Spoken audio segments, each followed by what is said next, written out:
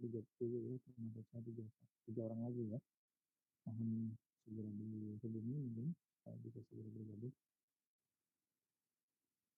Ya, kita mulai saja teman-teman. Assalamualaikum warahmatullahi wabarakatuh. Selamat pagi, salam sejahtera bagi kita semua. Ya, salam sehat, semoga kita dalam keadaan sehat walafiat. Kalau misalnya buka masker itu, kita di kampus ya, di ruang gedung K. Baik, ya. Kita akan lanjutkan teman-teman diskusi kita di materi bandingnya, ini lanjutan dari proses keberatan. Jadi banding kita tahu bahwa adalah upaya hukum yang dilakukan oleh wajib pajak dan ini sifatnya pilihan, bukan kewajiban yang dilakukan oleh wajib pajak atau penanggung pajak terhadap suatu keputusan yang dapat diajukan banding yang berdasarkan peraturan perundang-undangan kepajakan yang berlaku. Jadi apa itu bedanya pajak sama wajib pajak nih? Mungkin sudah sempat dipelajari atau disampaikan materinya ketika mata kuliah PSP ya, pengajuan dan sengketa pajak. Jadi wajib pajak itu sama penanggung pajak bedanya di mana? Kalau wajib pajak itu bisa berupa naturlek person ya, dan rek person. Naturlek person itu artinya orang pribadi.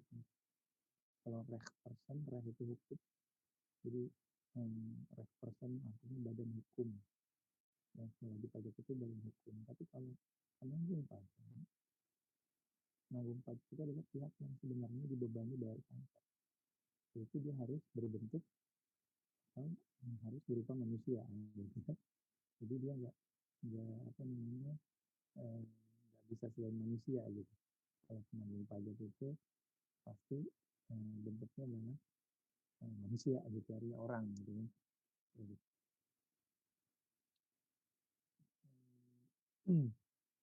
Nah, oke. Lanjut. Ini di dalam undang-undang KUP, ya, di dalam undang-undang KUP ini pasal 27 ayat 1 disebutkan bahwa wajib pajak dapat mengajukan permohonan banding hanya pada badan peradilan pajak ya, atas surat keputusan keberatan. Jadi ada surat keputusan, ada putusan, itu kita lihat bedanya. Dan kalau kita lihat sejarah pembentukan pengadilan pajak itu seperti ini. Jadi peradilan atau pengadilan pajak ya, pengadilan itu institusinya, sistemnya namanya peradilan. Jadi pengadilan pajak ini kan mulai di Undang-Undang 14 2002 ya. Nah, sebelumnya ini ada penyelesaian sengketa pajak itu di namanya BPSP, Badan Penyelesaian Sengketa Pajak. Nah sebelumnya itu namanya MPP, ya, Majelis Pertimbangan Pajak. Nah, saya ini nggak sempat ngerasain, tapi yang ini sempat saya sempat menjalankan atau adanya di adanya di PSP ini gitu ya. Nah, semenjak Undang-Undang 14 2002 diterbitkan, maka untuk sengketa pajak ya atau peradilan pajak ini diselenggarakan oleh pengadilan pajak. Jadi sudah nggak lagi dipakai lah MPP sama BPSP sudah nggak lagi dipakai. Gitu. Oke, kita balik lanjut. Nah, kalau banding tadi ya, disebutkan bahwa hanya dapat diajukan atas SK keberatan. Ya. Kenapa namanya kalau keberatan SK? Ya. Jadi nanti kita akan lihat kalau dalam proses keberatan, ya, kalau proses keberatan outputnya namanya SK, outputnya namanya surat keberatan. Sedangkan kalau dibanding, ya, outputnya namanya putusan. Jadi putusan kalau di keberatan surat keberatan. surat keputusan keberatan. Surat keputusan keberatan. Kenapa harus ada surat keputusan? Karena keberatan itu merupakan, kita udah bahas ya, sifatnya itu dia adalah quasi court atau apa? Peradilan semu, ya. Peradilan semu, bohong-bohongan gitu. Maya dia nggak nyata gitu. Semu. Nah, sedangkan banding yang diselenggarakan pengadilan pajak ini adalah ya yang sebenarnya court yang sebenarnya the real court gitu, the real court. Nah, karena si keberatan ini adalah peradilan semu dan dia sebelumnya masih juga keputusan atau keputusan itu diterbitkan, outputnya diterbitkan oleh lembaga eksekutif, ya, putusan yang dikeluarkan, bukan putusan, ketetapan yang dikeluarkan oleh lembaga eksekutif itu disebut sebagai surat putusan.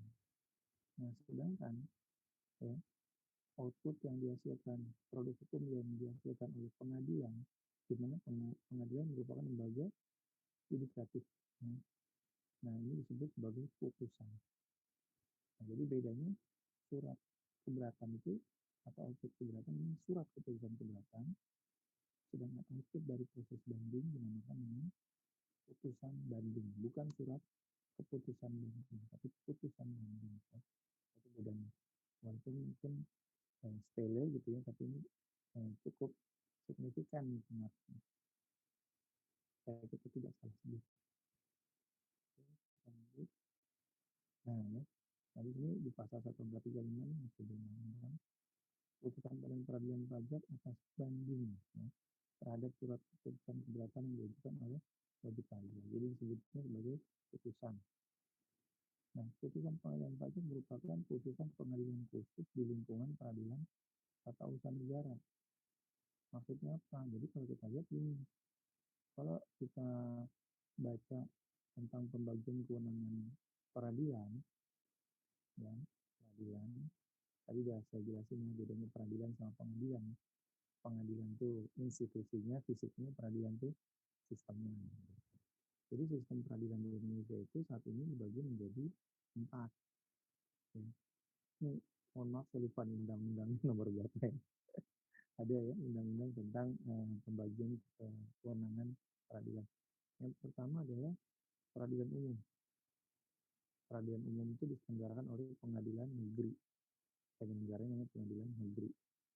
Jadi misalkan sengketa-sengketa pidana, perdata, hubungan industrial, pengadilan HAM, ya, termasuk tipikor, tindak pidana korupsi ini masuk kategori peradilan umum. Biasanya kalau umum itu yang paling banyak ya. Yang nggak ada di tempat lain itu masuknya ke umum. Ya. Kemudian sistem peradilan agama. Penyelenggaranya sorry, namanya pengadilan agama. Nah, pengadilan agama ini menyelesaikan sengketa yang terkait dengan warga negara yang beragama Islam. Jadi misalkan suami istri gugat cerai, kalau dia beragama Islam, penyelesaian sengketa ini di pengadilan agama. Kemudian masalah pembagian hak waris, nah, itu juga di pengadilan agama. Nah, bagaimana kalau yang warga negara beragama Kristen, Katolik, Hindu, Buddha, Konghucu, penyelesaiannya di pengadilan negeri. Nah, kenapa kok kayaknya seolah-olah ini ya, jadi kalau kita bicara di kok khusus gitu ya, karena memang untuk ini agak ribet. Ya, kalau untuk waris, kalau di Islam itu ribet dalam artian dia sampai di state soalnya di Al-Quran, di kitab suci itu kalau ada orang meninggal, siapa dapat berapa persen itu dihitung langsung. Tuhan sendiri yang ngatur sekian persen gitu. Bukan persen sih, bagian yang sepertujuh, setengah. Jadi kalau seorang laki-laki meninggal, dia punya istri enggak? Kalau punya istri dapat berapa? Terus anaknya ada berapa? Anaknya laki atau perempuan? Karena laki dan perempuan bagiannya beda, ya kan? Yang laki-laki lebih banyak setengahnya gitu. Jadi kalau perempuan dapat 2, laki-laki dapat 4. Wah, kok nggak adil? Ya kan? Saya pernah ditanya, kenapa perempuan dapatnya cuma setengah dari laki-laki? Karena laki-laki kalau dia punya hartanya itu harta keluarganya. Saya ini dapat bagian warisan misalnya dari orang tua saya. Saya itu untuk keluarga saya, buat istri, buat anak. Tapi kalau perempuan, dia untuk dirinya sendiri. Jadi kalau Anda yang perempuan dapat warisan, itu buat diri Anda sendiri. Anda nggak bagi ke yang lain, nggak ada bagi ke suami, nggak ada bagi ke anak. Tapi kalau laki-laki, hartanya itu buat anak istrinya gitu. Makanya laki-laki dapat lebih banyak. Tapi kalau dihitung-hitung, sebenarnya jadi lebih banyak perempuan sebenarnya. Gitu. Kemudian peradilan militer. Peradilan militer ini diselenggarakan oleh pengadilan militer. Ada namanya pengadilan militer. Ini yang menyangkut sengketa-sengketa yang melibatkan anggota TNI. Ya, anggota TNI misalkan gini, contoh misalkan tentara mukul orang, tentara mencuri, nah dia tuh gak bisa kena KUHP, dia kenanya kita undang hukum militer. Jadi yang nangkep dia bukan polisi, yang dia harus polisi militer. Polisi militer nangkep dia gitu, dibawa ke penuntut umum. Kan kalau di peradilan ini namanya penuntut umum, kalau di sana namanya auditorat militer, auditorat. Jadi nanti nyidangnya juga tentara, hakimnya tentara, jaksanya tentara, pengacaranya tentara, semuanya tentara. Betul, itu namanya peradilan militer, umum, agama, militer. Yang keempat, ini peradilan tata usaha.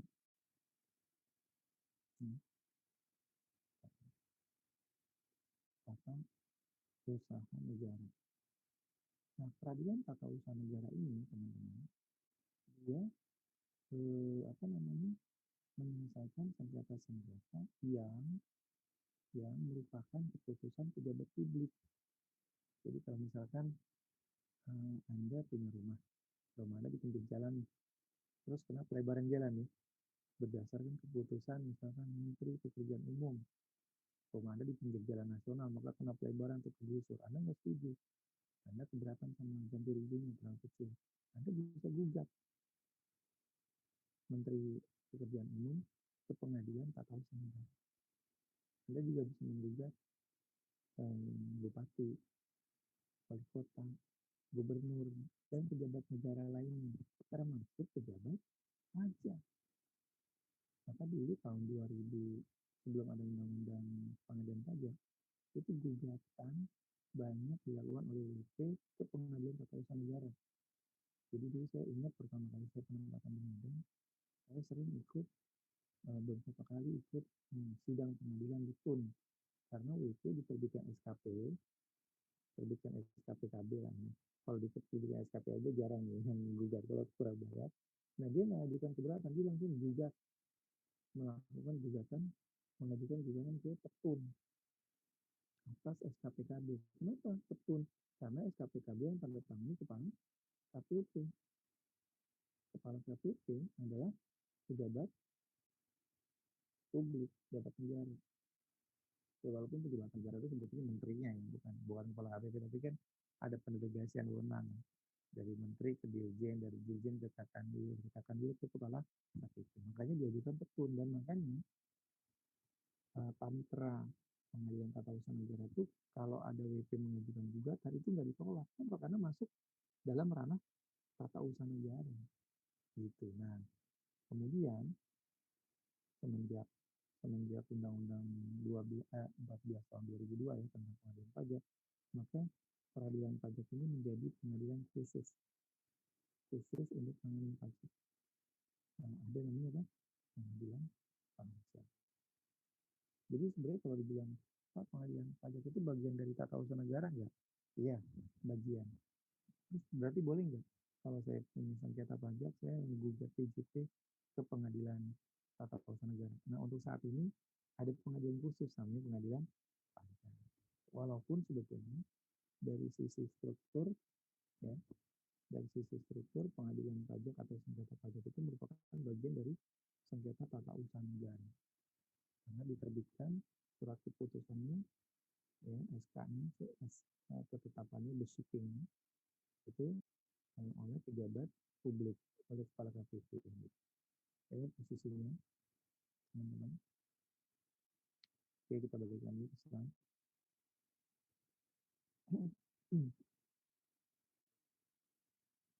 Ya, jadi tadi ini putusan pengadilan pajak merupakan putusan pengadilan khusus ya, di lingkungan peradilan tata usaha negara. Nah, kemudian, nah, bagaimana cara mengajukan permohonan banding? Ini di dalam Undang-Undang KUP ya. Lalu kita lihat akan ada bedanya Undang-Undang KUP sama Undang-Undang Pengadaan Pajak dalam hal yang signifikan, dalam hal yang krusial, tapi yang lainnya sama. Yang pertama, Undang-Undang KUP mengatur bahwa permohonan banding diajukan secara tertulis dalam bahasa Indonesia dengan alasan yang jelas paling lama 3 bulan sejak putusan keberatan diterima dan dilampiri dengan surat keputusan keberatan. Ini sama kayak kita ngajuin keberatannya atas SKP. Nah, kemudian kalau diminta oleh wajib pajak untuk keperluan pengajuan permohonan banding, maka Dirjen Pajak wajib memberi keterangan secara tertulis. Nah, ini udah kita bahas juga kan ini kemarin. Oke, kita lanjut sini. Dalam hal wajib pajak mengajukan banding, jangka waktu pelunasan atas jumlah pajak yang belum dibayar ya, tertangguh sampai dengan 1 bulan sejak tanggal penerbitan putusan banding. Ini kalau kata Undang-Undang KUP, pembayaran pajaknya tertangguh sampai dengan banding. Ya, jadi misalkan hari ini terbit surat keputusan keberatan, ya, maka biasanya jatuh temponya adalah 1 bulan, udah mulai terhitung tuh, ya kan 1 bulan kan dikasih kesempatan buat melunasi. Nah, kalau kita mengajukan banding, ya, maka maka jangka waktu pengusaha tertangguh nanti sampai dengan 1 bulan sejak atau 1 bulan ya, setelah ya sejak setelah maksudnya apa namanya after gitu ya after tanggal pengajukan putusan banding. Padahal putusan banding itu bisa misalkan bisa 2-3 tahun setelah proses banding.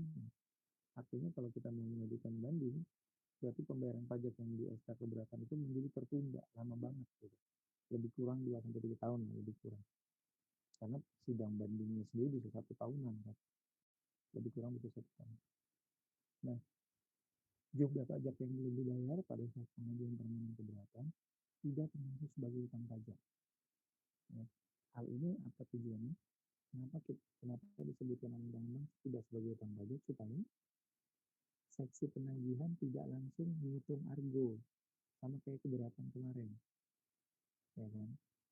Tertunda kan kalau WP atas SKP KB misalnya atau SKP lah bukan harus KB aja sih SKP atas SKP kemudian dia mengajukan keberatan maka tertunda jadi setelah keberatan.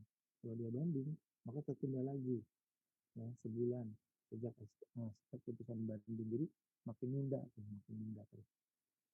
Nah, tujuannya tadi apa? Supaya seksi penagihan di KPP tidak langsung menghitung argonya langsung jalan tuh argo apa penagihan secara aktif yang teman-teman sudah pelajari di mata kuliah PSP, gitu kan?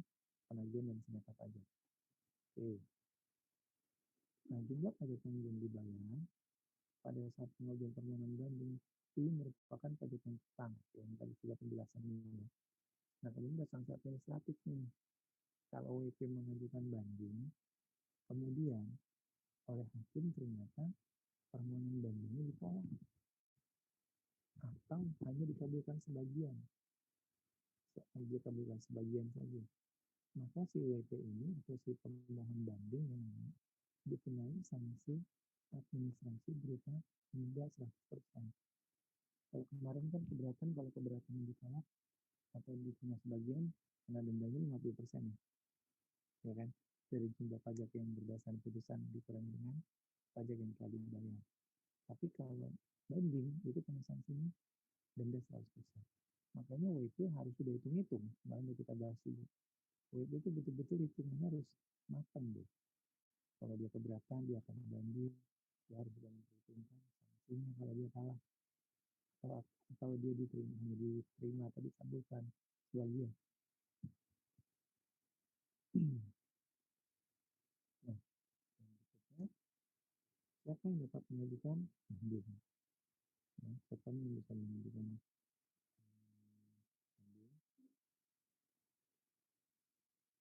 Pertama adalah wajib pajak. Tadi kita bahas wajib pajak.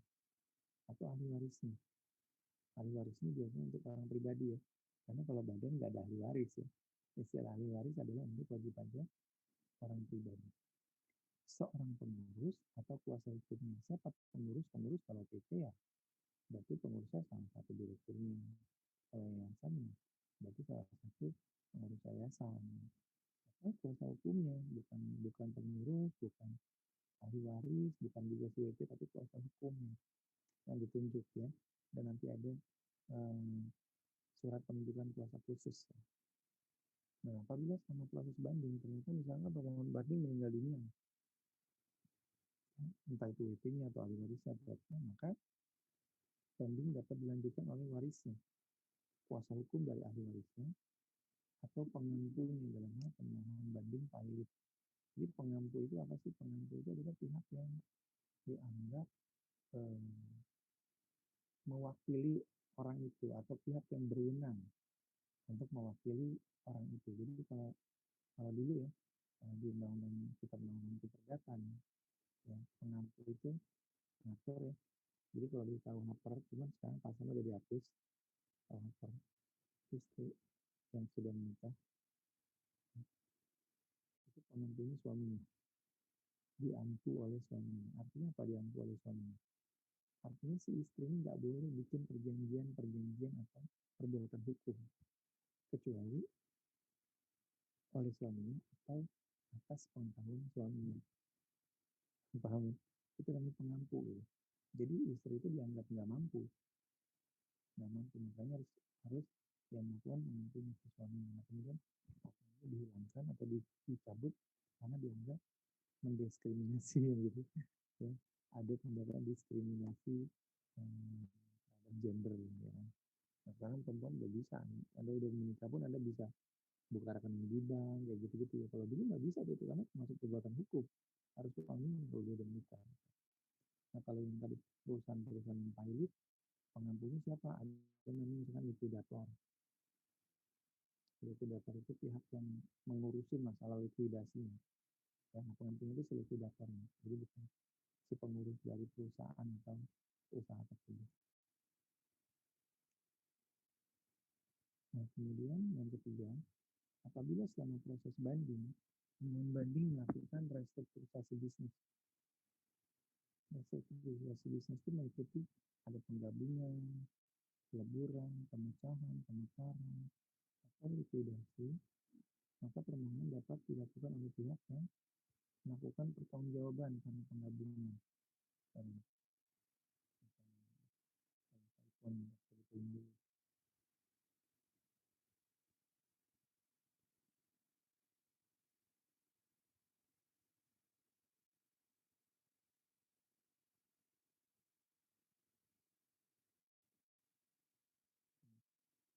Jadi siapa siapa pihak yang melakukan itu? Nah, pihak yang baru yang misalkan gini. Kalau penggabungan itu di Undang-Undang PPH sudah pernah dibahas ya, waktu mata kuliah PPH. Jadi kalau A tambah B bergabung, ternyata dia jadi C, itu namanya konsolidasi. Konsolidasi, ya. Atau istilah bahasa Indonesia-nya peleburan, melebur jadi yang baru gitu ya. Penggabungan yang menjadi yang baru. Kalau ada perusahaan bergabung A tambah B, sisanya atau hasil akhirnya adalah A atau B, maka ini disebut dengan merger, penggabungan. Tadi yang peleburan ini kadang-kadang istilahnya saya suka ketukur juga antara penggabungan sama peleburan, makanya saya lebih suka pakai istilah accounting, consolidation atau merger, ya kan. Di akuntansi keuangan lanjutan belajar ya kan. Laporan keuangan konsolidasi, ya kan belajar. Ya. Kemudian kalau A tambah B menjadi outputnya A sama B-nya tetap ada, ini namanya akuisisi. Nah, terus ada lagi misalkan tadinya A, ya, kemudian pecah jadi A sama B, A dan B. Tadinya A doang jadi A sama B. Ini namanya istilahnya hmm, spin off. Spin off. Jadi dari satu divisi, tadinya dia cuma divisi, terus dia jadi perusahaan sendiri itu spin off. Keluar dia, jadi dia posisinya sama. Ya. Nah, ini saya cuma tahu istilahnya nih kalau dari pakai bahasa undang-undang kadang saya suka ketuker, makanya saya perlu bahasa akuntansi aja. Nah, kalau ini terjadi, misalkan tadinya mengajukan banding si A, terus A konsolidasi, jadi C, maka si C yang ngurusin, yang melanjutkan. Ya, kemudian misalkan A sama B keluar sendiri nih. Ya. Misalkan si A yang mengajukan, kemudian merger jadi B, maka yang melanjutkan bandingnya si B. Ya. A sama B, A mengakuisisi B, hanya tetap ada, B-nya tetap ada. Maka yang melanjutkan ya bisa ya tergantung kalau yang ngajuin si A, berarti ini A-nya kan masih ada, A yang lanjutin. Kemudian A spin off jadi A tambah B, ya berarti bisa A, bisa B, tergantung dari divisi mana tadinya. Kan banyak tuh yang spin off ya. Tadinya dia tadinya level departemen, kemudian dia jadi perusahaan sendiri. Kita namanya spin off. Maka yang melakukan adalah pihak yang relevan dengan divisi tadi. Tapi ya misalkan A sama B, ya kalau misalkan A-nya tadi bagian dari A-nya itu adalah B, maka yang melakukan atau yang melanjutkan proses bandingnya ya si B. Kalau yang A-nya adalah dari A itu sendiri, maka yang melanjutkan adalah si A. Oke, itu masuk dari yang angka ketiga ini. Ya, masuk dari angka ketiga. Kemudian apa saja hak dari pemohon banding? Oke, hak pemohon banding ada setidaknya ada 6. Dia bisa melengkapi permohonan surat permohonan bandingnya dalam jangka waktu 3 tahun, 3 bulan ya, 3 bulan dari sejak diterima putusan dibanding. Kemudian pemohon banding dapat memasukkan surat bantahan dalam waktu 30 hari setiap tanggal diterima salinan surat uraian banding. Jadi kalau surat uraian banding itu dibuat namanya DJP atau perbanding. Ya. Kalau pemohon banding atau wajib pajak itu membantah uraian bandingnya DJP dalam bentuk namanya surat bantahan. Kemudian yang ketiga dapat hadir dalam persidangan dengan memberikan keterangan lisan atau bukti-bukti yang diperlukan sepanjang memberitahukan pada ketua pengadilan. Hadir dalam sidang pembacaan putusan dapat didampingi oleh kuasa hukum ya, tadi diwakili oleh kuasa hukum. Kemudian dapat meminta majelis meminta kepada majelis supaya diperbolehkan memanggil saksi. Nah ini haknya dari itu. Kemudian permohonan banding itu bisa dicabut sama kayak keberatan kan kemarin bisa bisa bisa dicabut lah gitu ya. Nah banding juga bisa. Pertama dia bikin surat pengajuan, ada surat permintaannya, nanti diperiksa oleh hakim tunggal. Ya biasanya sih pemeriksaan ini sifatnya formalitas saja, kenapa alasan dan seterusnya itu kadang-kadang tidak menjadi urgensi dalam pengambilan putusan oleh hakim tunggal ini. Biasanya dia lihat dari sisi formalitasnya, dari sisi substansinya tidak terlalu dilihat itu ya, masalah itu hitungan pajak, tapi lebih ke formal. Dan kalau sudah dicabut, kemudian pencabutan tersebut disetujui oleh pengadilan pajak, maka nggak boleh diajukan lagi. Jadi nggak ada istilah, udah saya nggak jadi nyabut, saya melanjutin aja. Nah, itu nggak boleh. Jadi kalau dicabut, cabut. Nah, ini contoh penghitungan sanksi denda. Sebelum sini mungkin saya mau jelasin dulu nih, perbedaan dari Undang-Undang KUP dan Undang-Undang Pengadilan Pajak. Yang paling menonjol, yang paling menonjol. Kalau di Undang-Undang KUP, kalau WP mengajukan banding, maka dia wajib melunasi 50%. Dia tidak wajib melunasi yang 50% dari utang pajak yang masih harus dibayar, dari pajak yang masih harus dibayar. Tapi kalau menurut Undang-Undang Pengadilan Pajak, kalau itu mau banding, maka yang tadi pajak yang harus dilunasi itu harus dibayar minimal 50%. Dan nanti surat setoran pajaknya dilampirkan kalau dia mengajukan banding. Nah, sehingga ada perbedaan perlakuan. Dulu ketika baru keluar undang-undang pengaduan pajak ini menimbulkan apa istilahnya, bukan kehebohan, yang menimbulkan tanda tanya. WP bingung, kok undang-undang KUP sama undang-undang pengadilan pajak kok beda. Kalau kata KUP saya nggak perlu bayar 50%, tapi kalau kata pengadilan pajak saya wajib bayar dulu 50%, kalau ini nggak diproses. Nah, kenapa demikian? Undang-Undang Pengadilan Pajak berpendapat bahwa ketika WP mengajukan banding itu adalah kewenangan pengadilan pajak. Maka pengadilan pajak boleh ngatur. Nah, gitu ya. Walaupun di Undang-Undang KUP ini tidak mensyaratkan harus bayar 50%. Tapi Tapi itu hanya terjadi ketika di awal-awal tahun penerbitan undang-undang pengadilan pajak. Kalau sini sih, itu udah tahu kalau dia mau banding dia pasti wajib bayar dulu yang 50%. Ya. Nah, kemudian perhitungan ilustrasi penghitungan sanksi denda. Misalkan WP diperiksa, hasilnya adalah SKPKB 100 juta. Kemudian dari 100 juta tersebut WP setuju 30 juta saja. Ya. Kemudian WP mengajukan keberatan. Nah, surat putusan keberatan mengoreksi SKPKB pemeriksa yang tadinya 100 juta jadi 80 juta. Nah, jadi putusan keberatan 80 juta kurang bayar. Maka pajak yang kurang dibayar 80 juta dikurangi 30 juta kan, alias 50 juta. Nah, yang 50 juta ini tidak ada syarat harus membayar. Ini kata siapa? Kata undang-undang KUP. Tapi kalau kata undang-undang pengadilan pajak, dia harus bayar 50% kali 50 juta minimal. Minimal dia harus bayar berapa? Berarti 25 juta rupiah ya. 50% kali 50 juta. Nah, kalau pengadilan pajak wajib bayar minimal 50%. Kemudian dia mengajukan banding. Nah, ternyata dari putusan banding hakim, SKPKB ini yang semula 100, di keberatan jadi 80, begitu hakim mengatakan menerima, berarti ini diterima sebagian, dikabulkan sebagian. Nah, maka pajak kurang dibayar 65, dikurangi dengan yang sudah dibayar di 30. Maka 65 dikurang 30 sama dengan 35. Kena denda 100%. Dendanya berarti 35 juta.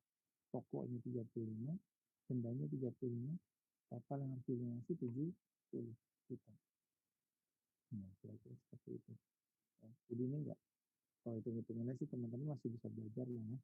Enggak, maksud saya enggak terlalu sulit lah, ini contohnya enggak terlalu sulit. Jadi kalau dia putusan bandingnya hanya diterima sebagian atau bahkan ditolak, maka dia wajib bayar atau dikenai denda ya, sebesar 100% dari pajak yang ditetapkan dikurangi dengan pajak yang sudah dilunasi.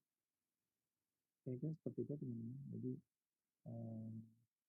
materinya demikian. Nah, sekarang saya akan membagi teman-teman ke dalam breakout room menjadi 6 breakout saya bikin secara acak. Nanti teman-teman saya beri waktu kurang lebih 15 sampai 20 menit untuk berdiskusi ya.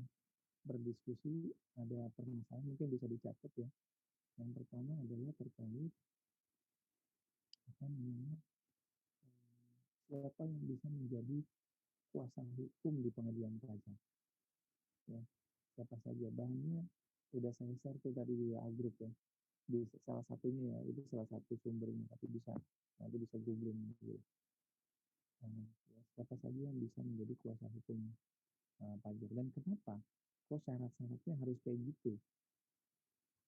Jadi teman-teman boleh berargumen atau mempunyai argumentasi sendiri atau gagasan sendiri atau bahkan mengkritik aturan yang ada, itu boleh, bebas ya. Jadi kalau belajar kita harus bebas, harus feel free untuk menyatakan pendapat. Kemudian yang pertama ya, termasuk di dalamnya misalkan dulu sempat heboh advokat itu apa ya, pengacara yang ada di pengadilan umum, di peradilan umum, di pengadilan negeri ya. Kok mereka sempat waktu itu rame nih, mereka nggak boleh, dulu sempat ada di tahun 2000 berapa saya lupa ya. Kemudian sekarang gimana, kira-kira boleh nggak seorang advokat, seorang pengacara yang belajar sarjana hukum menjadi kuasa hukum di pengadilan pajak, dan apa bedanya dengan konsultan pajak, apa bedanya kuasa hukum di pengadilan pajak dengan konsultan pajak, itu yang pertama. Jadi yang soal satu lah, soal satu berarti ada beberapa anak soal.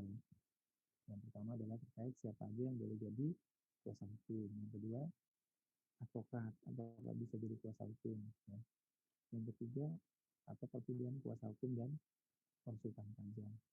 Sertakan argumen-argumen teman-teman, dasar hukumnya apa dan seterusnya. Itu yang soal satu. Yang soal yang kedua, soal kedua pendek aja. Hakim di pengadilan pada umumnya adalah berasal dari PNS, di lingkungan Kementerian Keuangan. Baik itu dulunya mantan pegawai pajak, mantan pegawai bea cukai, maupun eselon 1 lainnya di bawah Kementerian Keuangan. Ya, bisa ada yang tadinya video suara, tadinya dosen di STAN, terus jadi hakim gitu. Nah, bagaimana kita melihatnya dari sisi keadilan? Apakah hakim yang berasal dari Kementerian Keuangan ini bisa memberikan rasa keadilan dalam memberikan putusan, manakala dia memeriksa sengketa antara wajib pajak dan Direktorat Jenderal Pajak yang notabene sama-sama Kementerian Keuangan. Itu aja, cuma 2 soal aja, diskusikan, nanti bikin oret-oretannya gitu ya. Nah, untuk pengumpulannya nanti yang dirapikan, dikumpulkannya bukan hari ini, bisa paling lambat minggu depan. Nanti saya berikan itunya di LMS infonya. Jadi teman-teman diskusi 15-20 menit, diskusi kelompok, nanti tunjuk juru bicaranya. Setelah diskusi nanti masing-masing grup, masing-masing kelompok akan pemaparan lebih kurang 5 menit. Bisa dipahami? Bisa dipahami tugasnya? Bisa? Oke. Sekarang saya bagi menjadi 6 room ya. Jadi menjadi 6 room, jadi masing-masing 5 peserta ya, masing-masing 5 peserta secara acak. Nah, jadi saya nggak pilih-pilih misalnya. Oke, silakan join.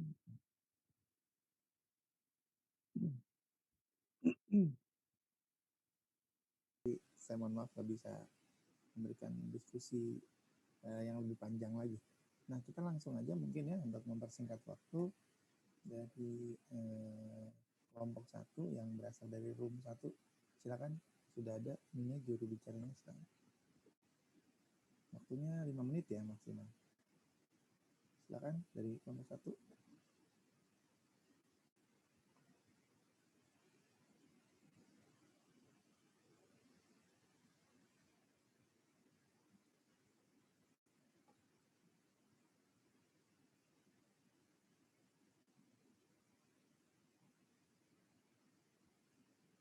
Ya, kelompok 1 silakan.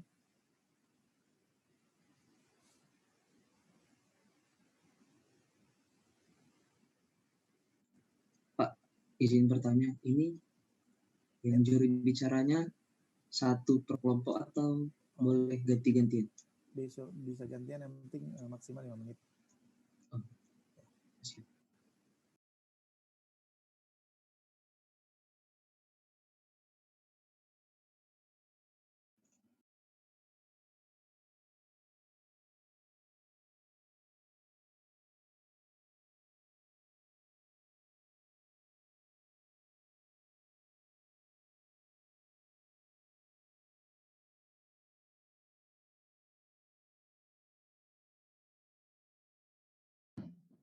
Izin menjelaskan hasil presentasi dari kelompok 1, Pak, untuk pertanyaan yang 1A, yaitu siapa saja yang bisa jadi kuasa hukum di pengadilan pajak.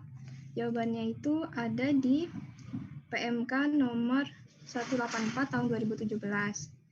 Persyaratannya yaitu ada di pasal 2, yaitu setiap orang perseorangan untuk menjadi kuasa hukum pada pengadilan pajak harus memenuhi persyaratan umum dan persyaratan khusus. Untuk persyaratan umum menjadi kuasa hukum di pengadilan pajak, yang pertama harus merupakan warga negara Indonesia, yang kedua harus mempunyai pengetahuan yang luas dan keahlian tentang peraturan perundang-undangan perpajakan. Untuk pengetahuan yang luas dan keahlian tentang peraturan perundang-undangan perpajakan, itu dibuktikan dengan ijazah sarjana atau diploma 4 di bidang administrasi fiskal, akuntansi, perpajakan, dan atau kepabeanan dan cukai dari perguruan tinggi yang terakreditasi. Yang kedua, ijazah sarjana atau diploma 4 dari perguruan tinggi yang terakreditasi selain dalam bidang sebagaimana yang dimaksud pada huruf A tadi, yang dilengkapi dengan salah satu bukti tambahan sebagai berikut. Yang pertama, ijazah diploma 3 perpajakan dan atau kepabeanan dan cukai dari perguruan tinggi yang terakreditasi. Yang kedua, brevet perpajakan dari instansi atau lembaga penyelenggara brevet perpajakan. Yang ketiga, sertifikat ahli kepabeanan dan cukai dari instansi atau lembaga pendidikan dan pelatihan kepabeanan dan cukai atau surat atau dokumen yang menunjukkan pengalaman pernah bekerja pada instansi pemerintah di bidang teknis perpajakan dan atau kepabeanan dan cukai. Untuk persyaratan khususnya, yaitu yang pertama mempunyai NPWP, mempunyai bukti tanda terima penyampaian SPT tahunan pajak penghasilan orang pribadi untuk 2 tahun terakhir. Yang ketiga, memiliki SKCK. Yang keempat, tidak berstatus sebagai PNS atau pejabat negara. Yang kelima, menandatangani fakta integritas. Yang keenam, telah melewati jangka waktu 2 tahun setelah diberhentikan dengan hormat sebagai hakim pengadilan pajak untuk orang yang pernah mengabdikan diri sebagai hakim pengadilan pajak. Dan yang terakhir, memiliki izin kuasa hukum. Sekian Pak. Untuk nomor 2 akan dilanjutkan oleh teman saya, Adi.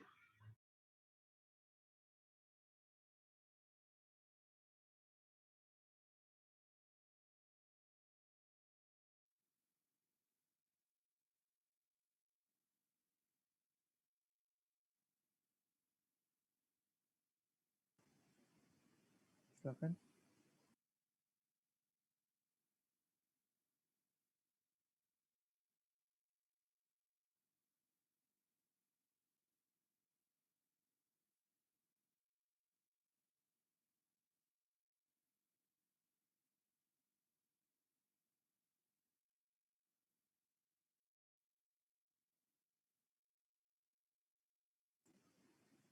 Aditya masih di mute kayaknya ya. Suaranya nggak terdengar.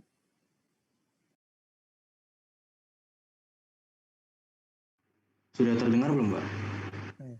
Sudah. Maaf.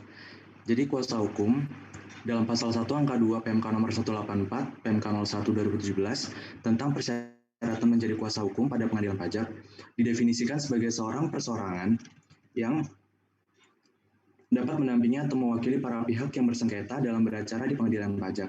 Sedangkan untuk konsultan pajak sendiri, dalam pasal 1 angka 1 PMK nomor 111 PMK 03 2014 tentang konsultan pajak diartikan sebagai orang yang memberikan jasa konsultasi perpajakan kepada wajib pajak dalam rangka melaksanakan hak dan memenuhi kewajiban perpajakannya sesuai dengan peraturan perundang-undangan perpajakan.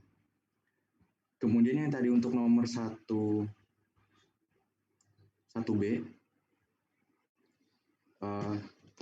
yang boleh atau tidaknya advokat menjadi kuasa hukum di pengadilan pajak,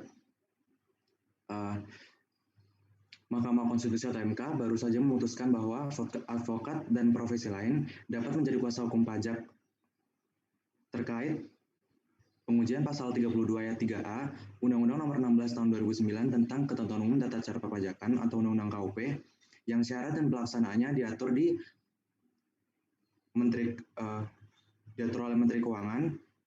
Putusan MK Nomor 63 garing PUU 15 garing 2017 telah memberikan kesempatan bagi profesi lain, termasuk advokat, untuk dapat menjadi kuasa hukum wajib pajak, yang sebelumnya hanya berlaku bagi konsultan pajak dan pegawai internal wajib pajak seperti diatur dalam PMK nomor 229 garing PMK 03 garing 2014.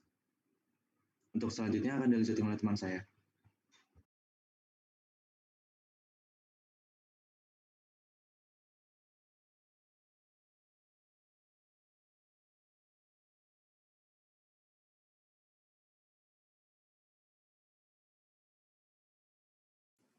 Silakan.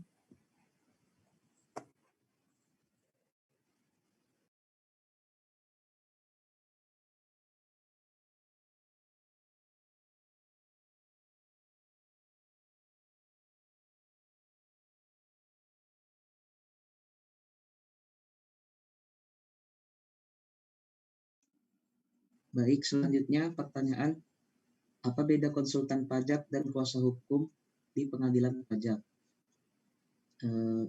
Jadi konsultan tadi sudah dijelaskan oleh Adit, konsultan pajak itu apa dan kuasa hukum itu apa pengertiannya.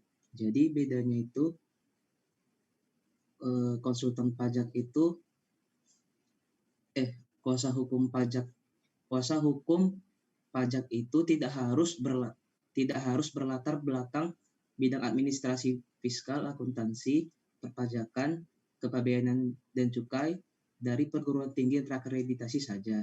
Namun seorang advokat atau sarjana hukum berdasarkan putusan Mahkamah Konstitusi tadi juga bisa menjadi kuasa hukum pajak sepanjang melengkapi bukti tambahan bahwa dia mengerti akan peraturan perpajakan. Sementara kalau konsultan pajak itu dia aturannya lebih ketat. Seperti yang disebutkan oleh Shirley tadi, syarat-syaratnya itu menjadi konsultan tuh dia harus ada izin praktik, ada punya sertifikat konsultan pajak, jadi anggota pada satu asosiasi konsultan pajak, dan lain-lain. Selanjutnya pertanyaan akan dijawab oleh Putri. Baik, saya akan melanjutkan untuk menjawab pertanyaan yang nomor 2. Tim yang melaksanakan tim yang berada di pengadilan pajak ini umumnya merupakan PNS di lingkungan Kemenkyu. Nah, apakah hakim di pengadilan pajak ini bisa memberikan keadilan dalam pemberian putusannya? Jadi menurut kelompok kami, ada beberapa hal yang menyebabkan independensi para hakim, ada beberapa hal yang menghambat independensi para hakim untuk dapat memutuskan sengketa pajak dengan adil. Nah, faktor yang pertama adalah adanya keterbatasan pengawasan dari Mahkamah Agung. Nah, kekuasaan MA ini hanya dibatasi menyangkut pembinaan teknis peradilan berdasarkan pasal 5 ayat 1 Undang-Undang Pengadilan Pajak. Sedangkan urusan pembinaan organisasi, administrasi dan keuangan, serta pembiayaan pengadilan pajak masih berada di bawah Kementerian Keuangan berdasarkan pasal 5 ayat 2 Undang-Undang Pengadilan Pajak. Nah, kedua faktor tersebutlah yang menyebabkan adanya hambatan bagi para hakim di pengadilan pajak untuk bersikap independen dalam memutuskan sengketa pajak karena beberapa urusan dalam lembaga tersebut masih diurusi oleh Kementerian Keuangan. Begitu, Pak. Terima kasih. Ya, terima kasih teman-teman kelompok 1. Lanjut ke kelompok 2 ya. Waktunya 5 menit aja ya. Karena masih ada kelompok lain. Silakan. Teman-teman kelompok 2. Izin menjawab soal yang 1A. Pertanyaannya, siapa yang bisa menjadi kuasa hukum di pengadilan pajak? Terkait kuasa hukum di pengadilan pajak, syaratnya itu diatur di PMK 184 tahun 2017. Dan di sini di pasal 2 itu disebutkan setiap orang perseorangan untuk menjadi kuasa hukum pada pengadilan pajak itu harus memenuhi syarat umum dan syarat khusus. Nah, untuk syarat umumnya itu ada 2. Yang pertama itu merupakan WNI, dan yang kedua itu mempunyai pengetahuan yang luas dan keahlian tentang peraturan undang-undangan perpajakan.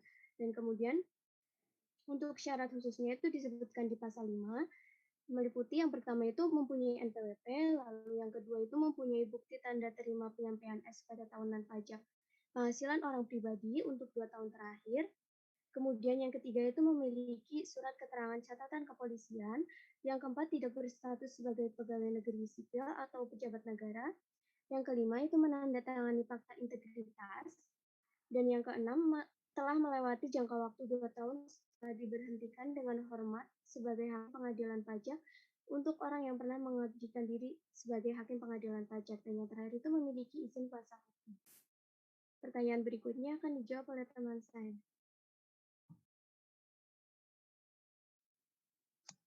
Baik, izin menjawab. Jadi pertanyaan selanjutnya, apa bedanya kuasa hukum dengan konsultan pajak? Jadi dari berdasarkan peraturan Menteri Keuangan nomor 111 tahun 2014, konsultan pajak itu orang yang memberikan jasa konsultasi perpajakan kepada wajib pajak dalam rangka melaksanakan hak dan memenuhi kewajiban perpajakannya sesuai dengan peraturan perundang-undangan perpajakan. Sedangkan di Peraturan Menteri Keuangan nomor 184 tahun 2017, kuasa hukum adalah orang perseorangan yang dapat mendampingi atau mewakili para pihak yang bersengketa dalam beracara pada pengadilan pajak. Jadi menurut kami kalau dari bahasa mahasiswanya sih, konsultan pajak itu orang yang mengurusi di luar dari pengadilan pajak, di luar dari sengketa pengadilan pajak, sedangkan kuasa hukum itu orang yang mendampingi di acara pengadilan pajak bagi wajib pajak. Selanjutnya mengenai hakim di pengadilan awalnya adalah PNS, terus bagaimana melihatnya dari keadilan itu sendiri. Kalau dari diskusi singkat kami, bagaimana melihatnya dari keadilan, kalau dari kami sih tetap melihat dari peraturan perundang-undangan yang berlaku, jikalau memang ada sedikit ketimpangan dari keputusan yang diberikan oleh hakim, maka dapat dilakukan upaya hukum selanjutnya.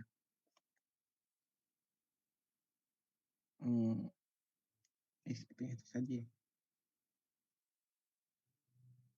Mungkin dari anggota kelompok 2 ada yang mau menambahkan?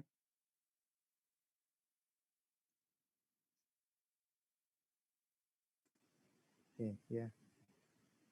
Terima kasih, Juan. Ya. Yep. Ya. Oke, ya nanti kita bahas lanjut ke yang kelompok ketiga. Silakan. Izin menjawab, Pak. Untuk yang pertanyaan pertama,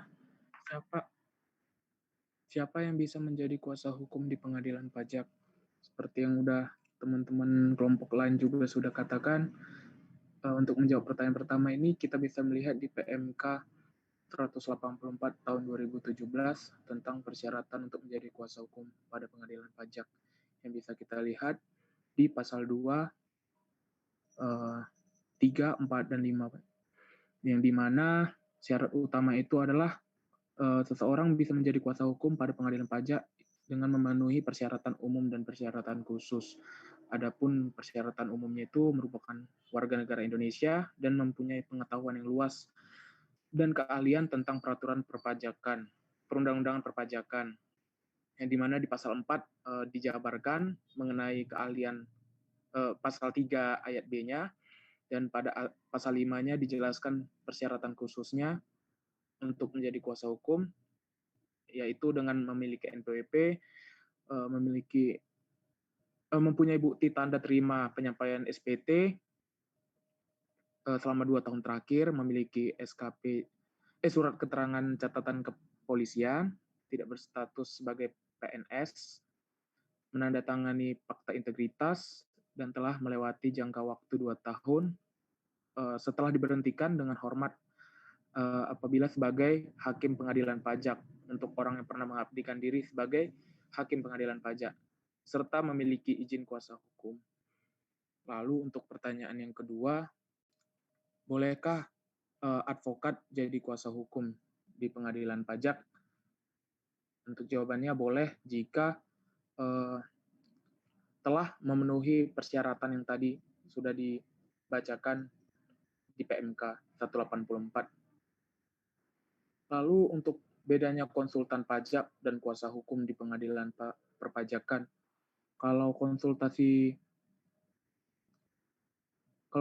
pajak itu adalah orang yang memberikan jasa konsultasi perpajakan kepada WP dalam rangka melaksanakan hak dan kewajiban perpajakan sesuai dengan peraturan perundang-undangan pada pasal 1 angka 1 PMK 111 tahun 2014. Sementara kuasa hukum itu adalah orang perseorangan yang dapat mendampingi atau mewakili para pihak yang bersengketa dalam beracara pada pengadilan pajak.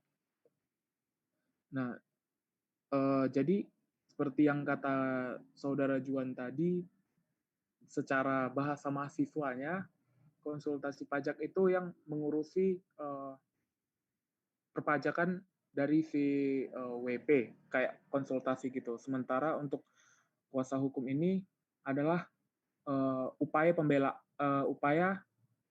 pembelaan untuk si WP dalam memenuhi kewajiban perpajakannya. Jadi perbedaan ranah hukum, namun konsultasi pajak bisa menjadi kuasa hukum pajak. Namun kuasa hukum pajak belum tentu bisa menjadi konsultasi pajak. Itu menurut hasil diskusi kelompok kami. Lalu untuk pertanyaan yang kedua, tim di pengadilan umumnya PNS di lingkungan Kemenkeu. Bagaimana keadilannya? Apakah hakimnya bisa memberikan keadilan dalam memberikan keputusan? Kalau menurut setelah kami berdiskusi dari kelompok kami berpendapat secara objektif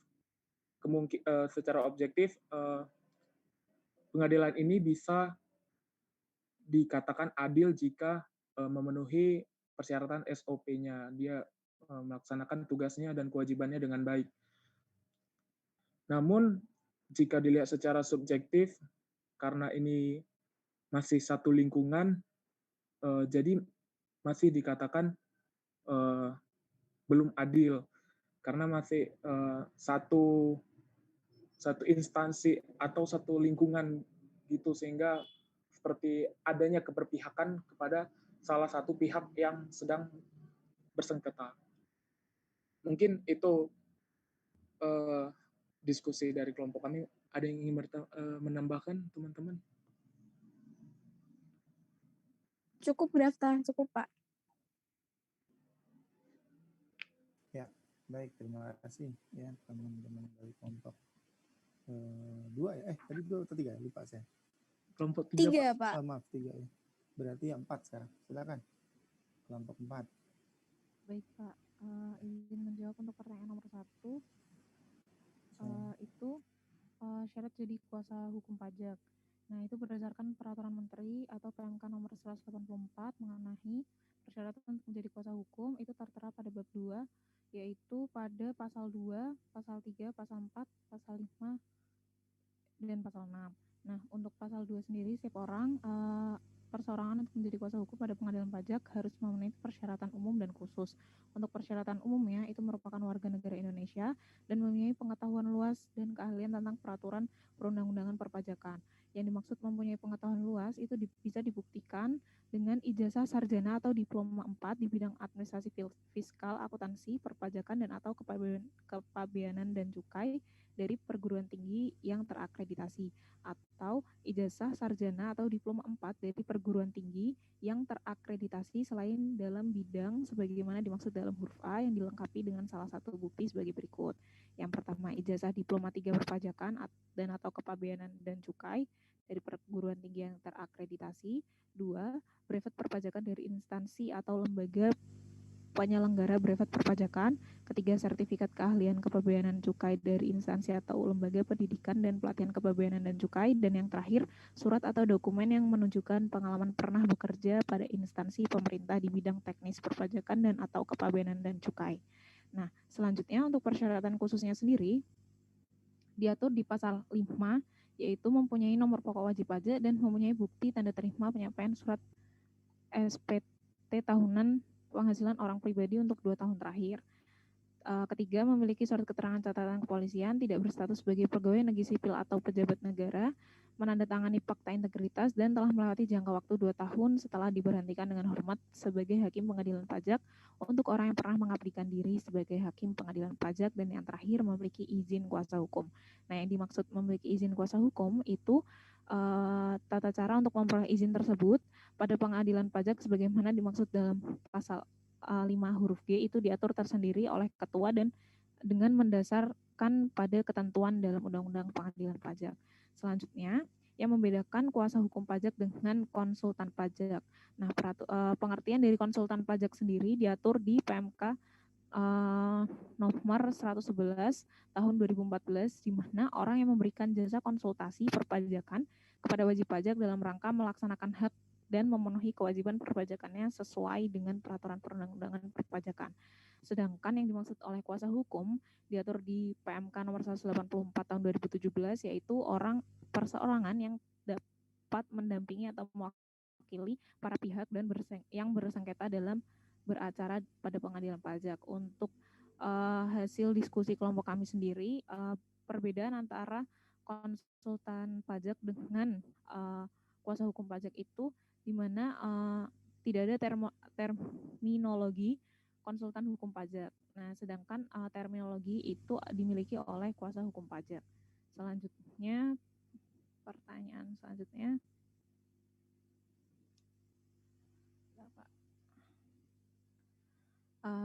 Tim pengadilan umumnya PNS. Bagaimana keadilannya? Nah, untuk keadilannya sendiri itu dapat berdasarkan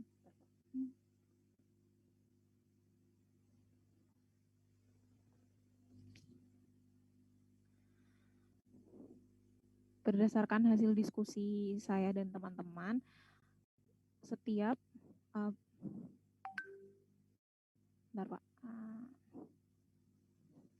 berdasarkan Undang-Undang Nomor 14 Tahun 2002, itu sebelum memangku jabatannya, ketua, wakil ketua, dan hakim harus bersumpah atau berjanji menurut agamanya atau kepercayaannya sebagai yang berbunyi sebagai berikut. Itu terlampir pada pasal 10 Undang-Undang Nomor 14 Tahun 2002. Nah, selain itu, di pasal 84 juga dicantumkan bahwa putusan pengadilan harus memuat yang pertama, pada kepala putusan itu harus berbunyi demi keadilan berdasarkan ketuhanan yang Maha Esa. Nah, menurut pendapat kelompok kami, dua hal tersebut itu menjadi dasar keadilan yang akan diberikan oleh hakim. Seperti itu, Pak. Terima kasih. Baik, terima kasih. Oke, kita langsung ke kelompok 5. Silakan kelompok 5. Izin menjawab, Pak. Hasil diskusi kami kelompok 5. Jadi untuk yang pertama, siapa yang menjadi kuasa hukum di pengadilan pajak? Jadi seperti yang sudah dijelaskan tadi, dasar hukumnya di PMK 184 tahun 2017 tadi ada di pasal 3, yaitu persyaratan umumnya dia merupakan WNI, lalu dia mempunyai pengetahuan yang luas dan keahlian di bidang perpajakan. Nah, poin B ini diperjelas lagi di pasal 4. Jadi yang dimaksud keahlian itu antara lain yang poin A dia sarjana atau diploma 4 di bidang administrasi fiskal, akuntansi, perpajakan, dan atau kepabeanan dan cukai dari perguruan tinggi yang terakreditasi, atau selain dari bidang-bidang tadi bisa juga dari bidang lain asal dilengkapi dengan ijazah diploma 3 perpajakan atau bea dan cukai dari perguruan tinggi yang terakreditasi. Lalu bisa juga brevet perpajakan. Lalu yang ketiga bisa juga sertifikat keahlian kepabeanan dan cukai dari instansi lembaga pendidikan dan pelatihan kepabeanan dan cukai. Lalu bisa juga pakai surat atau dokumen yang menunjukkan dia itu punya pengalaman bekerja di instansi pemerintahan di bidang teknis perpajakan atau bea dan cukai. Nah, selain persyaratan umum tadi, ada juga persyaratan khusus yang diatur di pasal 5, yaitu dia harus punya NPWP, lalu yang kedua telah melaporkan SPT tahunan minimal 2 tahun terakhir, lalu dia punya surat punya SKCK, lalu tidak berstatus PNS atau pejabat negara, lalu dia juga wajib menandatangani fakta integritas, lalu telah melewati jangka waktu 2 tahun setelah diberhentikan dengan hormat sebagai hakim pengadilan pajak untuk orang yang pernah menjadi hakim pengadilan pajak. Dan yang terakhir dia memiliki izin kuasa hukum. Lalu untuk pertanyaan yang kedua, boleh atau tidak advokat menjadi kuasa hukum di pengadilan pajak? Jawabannya boleh saja. Misalnya advokatnya itu dia sarjana hukum, dia bukan sarjana akuntansi fiskal atau yang di poin A pasal 4 tadi. Dia boleh asalkan dia melengkapi syarat-syarat yang ada di poin B yang tadi sudah disebutkan. Jadi jawabannya boleh. Lalu yang ketiga, apa bedanya konsultan pajak dan kuasa hukum? Jadi untuk yang konsultan pajak sendiri itu diatur dalam pasal 1 angka 1 PMK 111 tahun 2014. Jadi konsultan pajak itu intinya yang memberikan konsultasi kepada wajib pajak untuk dalam hal membantu wajib pajak melaksanakan kewajiban perpajakannya. Sedangkan kuasa hukum dalam pengertian di pengadilan pajak diatur di PMK tadi, PMK 18 2017, yaitu orang yang mendampingi, mewakili pihak yang bersengketa dalam beracara pada pengadilan pajak. Nah, jadi konsultan pajak tadi dia bisa menjadi kuasa hukum wajib pajak di pengadilan pajak asal melengkapi yang syarat-syarat umum dan syarat-syarat khusus tadi. Nah, kalau advokat biasa, ya dia juga bisa jadi kuasa hukum wajib pajak di pengadilan pajak asal dia memenuhi yang syarat-syarat tadi juga. Misalkan dia hanya sarjana hukum aja, dia tetap bisa asalkan dia punya sertifikat keahlian kayak yang ijazah D3 pajak, brevet, dan surat pernah bekerja di instansi pemerintahan perpajakan, dan lain-lain. Untuk yang nomor 2 akan dijelaskan oleh teman saya Suta. Baik, melanjutkan pertanyaan nomor 2. Apakah hakim bisa memberikan keadilan dalam memberikan putusan mengingat tim di pengadilan umumnya merupakan PNS di lingkungan Kemenkeu? Berdasarkan diskusi kelompok kami, hal tersebut cenderung kurang memberikan keadilan karena pengadilan pajak menjadi kurang independen akibat kewenangan Kementerian Keuangan yang terkait dengan pengadilan pajak, seperti kewenangan Kementerian Keuangan dalam pembinaan organisasi, administrasi, dan keuangan bagi pengadilan pajak, kemudian pengangkatan hakim, ketua, dan wakil ketua dari usul Menteri Keuangan, serta pemberhentian panitera, wakil panitera, dan panitera pengganti oleh Menteri Keuangan, dan kewenangan lain tersebut. Dari ketentuan tersebut sangat jelas bahwa kewenangan Kementerian Keuangan yang terkait dengan pengadilan pajak sangat besar. Hal tersebut tidak sesuai dengan prinsip independensi yang mempersyaratkan adanya pemisahan kekuasaan, baik secara fungsional maupun institusional.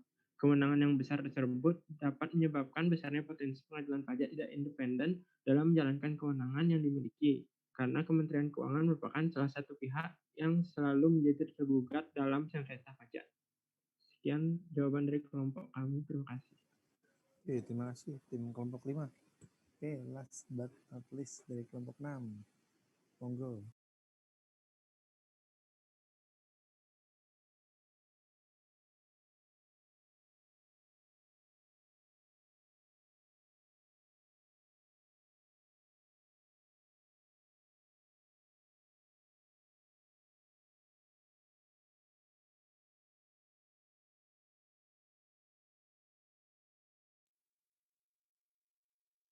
Ini dari kelompok 6 untuk pertanyaan pertama.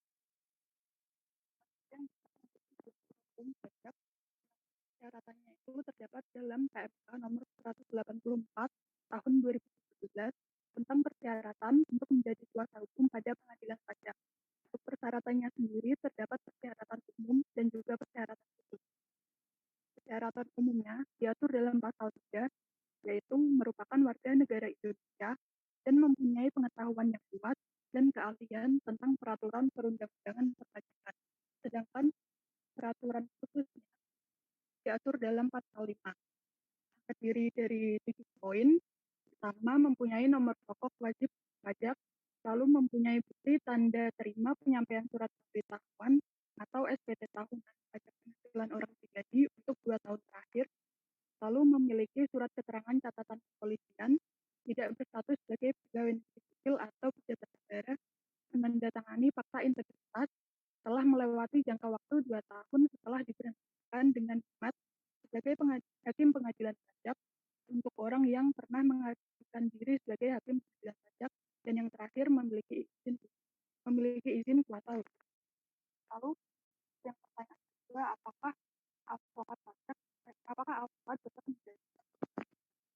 Nah, kalau dilihat dari pengertiannya, konsultan pajak merupakan orang yang memberikan jasa konsultasi perpajakan kepada wajib pajak dalam rangka melaksanakan hak dan memenuhi kewajiban perpajakannya sesuai dengan peraturan perundang-undangan perpajakan. Nah, pengertian ini terdapat dalam pasal 1 angka 1 PMK nomor 111 tahun 2014 tentang konsultan pajak. Sedangkan untuk advokat, yang dimaksud dengan advokat adalah orang yang berprofesi memberi jasa hukum baik di dalam maupun di luar pengadilan yang memenuhi persyaratan berdasarkan ketentuan UU Advokat. sendiri ada di Undang-Undang Nomor 18 Tahun 2003 tentang advokat. Lalu berdasarkan diskusi dari kelompok kami, untuk menjadi kuasa hukum pajak itu tidak hanya berlatar belakang di bidang administrasi fiskal, akuntansi, perpajakan, dan atau kepabean dan cukai dari perguruan tinggi yang berakreditasi saja, namun dapat menjadi kuasa hukum pajak sepanjang melengkapinya dengan bukti tambahan sebagaimana telah diuraikan tadinya yang berada di dalam PMK nomor 184 tahun 2017. Lalu untuk pertanyaan yang apa perbedaan antara konsultan pajak dan kuasa hukum di pengadilan pajak. Nah, kalau dilihat dari sisi terminologi, tidak ada terminologi untuk konsultan hukum pajak. Yang ada adalah konsultan hukum dan kuasa hukum pajak. Jadi kalau dilihat dari pengertiannya tadi, konsultan pajak kan adalah orang yang memberikan jasa konsultasi perpajakan pada WP dalam rangka melaksanakan hak dan memenuhi kewajiban perpajakannya sesuai peraturan undang-undang.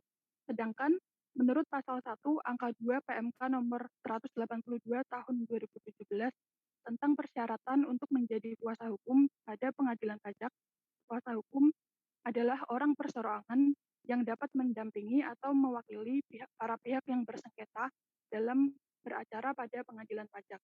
Jadi kalau dilihat dari pengertiannya dapat diketahui bahwa perbedaannya terletak pada tugasnya. Untuk konsultan pajak dapat memberikan jasa konsultasi perpajakan, sedangkan kuasa hukum dapat mendampingi atau mewakili pihak yang bersengketa di pengadilan pajak. Selanjutnya akan dijelaskan oleh Arif. Saya akan menjelaskan nomor 2, tim di pengadilan umumnya PNS di lingkungan Kemenku. Bagaimana keadilannya? Apakah hakimnya bisa memberikan keadilan dalam memberikan putusan? Menurut kelompok kami, dengan beradanya pembinaan di satu sisi di Mahkamah Agung sebagai lembaga yudikatif dan di sisi lain di Kementerian Keuangan sebagai lembaga eksekutif akan mempengaruhi kemandirian pengadilan pajak karena di wilayah tersebut menimbulkan kontradiksi, yakni Kementerian Keuangan yang menjalankan fungsi eksekutif dan ketika terjadi sengketa pajak menjalankan fungsi yudikasi. Padahal kedua lembaga tersebut seharusnya terpisah dalam menjalankan fungsi saling mengontrol atau mengawasi. Kedudukan pengadilan pajak adalah sebagai pengadilan khusus di bawah peradilan tata usaha negara. Dilihat dari segi objek pengadilan pajak, yaitu sengketa, maka sengketa pajak memiliki karakteristik yang sama dengan sengketa tata usaha negara, meskipun berbeda secara substantif. Ditegaskan lebih lanjut dalam Undang-Undang Kekuasaan Kehakiman Pasal 27 ayat 1, Jungto Undang-Undang Pengadilan Tata Usaha Negara Pasal 9 ayat 1. Pengadilan pajak tidak murni dalam melaksanakan kekuasaan kehakiman, karena masih ada peran eksekutif dalam menjalankan pengadilan pajak. Dibuktikan dalam pasal 5 Undang-Undang Pengadilan Pajak ayat 1 dan ayat 2, sehingga terdapat adanya tumpang tindih kekuasaan antara Mahkamah Agung dengan Kementerian Keuangan yang akan menimbulkan ketidakmandirian hakim dalam memutuskan perkara. Sekian, terima kasih. Wassalamualaikum warahmatullahi wabarakatuh. Waalaikumsalam warahmatullahi wabarakatuh. Terima kasih ya teman-teman. Waktu kita udah habis, tapi saya minta waktu sebentar ya buat menyimpulkan atau mereview. Jadi yang pertanyaan pertama tadi itu udah dijawab dengan baik semua ya. Artinya gini, undang-undang KUP itu kan mengatur ya siapa yang bisa menjadi kuasa dan sebagainya. Kemudian turunannya ada PMK yang terbit tahun 2014 ya. Nah, atas PMK tersebut kemudian para advokat nih yang merasa nggak masuk dalam situ, mereka mengajukan uji material ya, tadi udah sempat dibahas tuh ya, saya lupa oleh kelompok 1 atau kelompok 2. Uji material, kemudian putusannya menerima uji materialnya, sehingga kemudian Menteri Keuangan merevisi PMK tadi di tahun 2017, di mana artinya boleh gitu ya, dan memang kalau secara substansi sebetulnya bisa menjadi kuasa itu relatif lebih apa yang saya bilang ya, lebih mudah daripada menjadi konsultan pajak ya. Kalau untuk menjadi kuasa hukum, kalau untuk konsultan pajak itu harus lulus ujian sertifikat konsultan, dan itu ujiannya susah ya. Saya sendiri sudah pernah ikut dan lulus gitu ya, tapi ada beberapa teman-teman bahkan konsultan pajak sendiri yang udah puluhan tahun gitu ya, maksudnya kerja di kantor konsultan, dia sebagai pegawai ikut ujian sertifikat konsultan itu nggak lulus gitu, sekali ujian maksimal 3 kali. Kalau 3 kali nggak lulus, dia mulai lagi dari awal. Ujiannya ada 6 atau 7 pelajaran, saya lupa.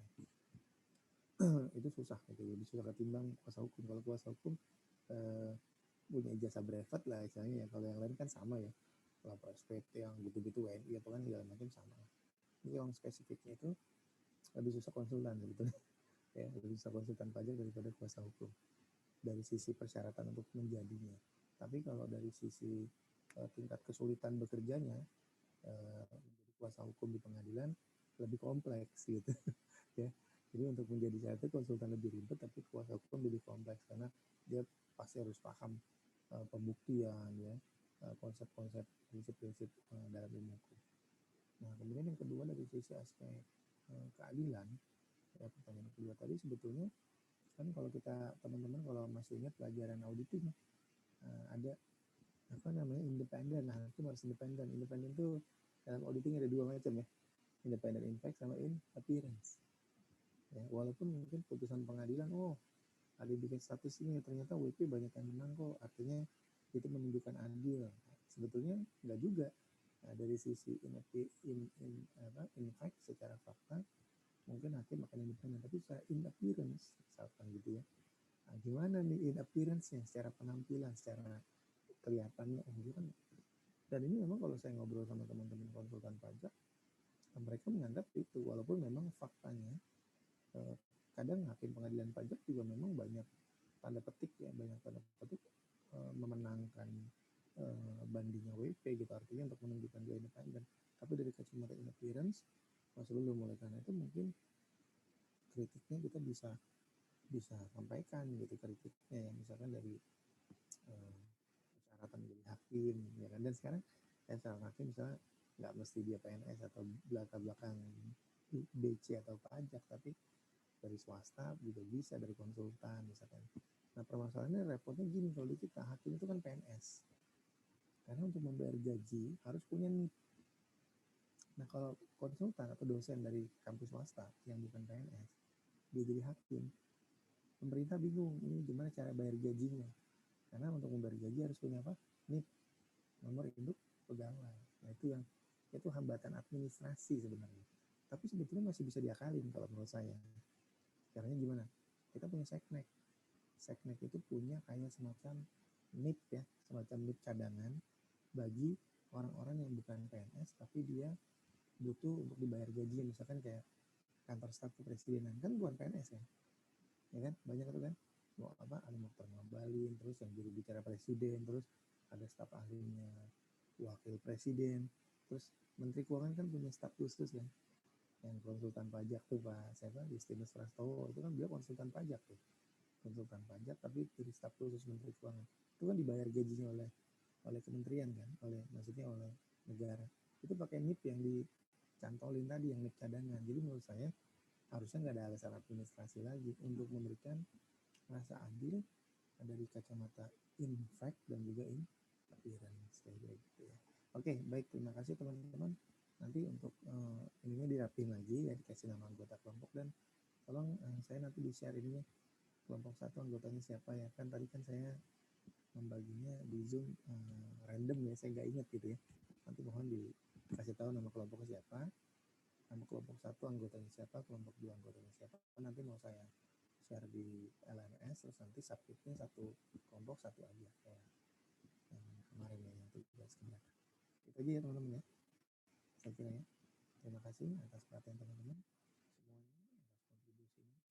Mohon maaf apabila ada kesalahan.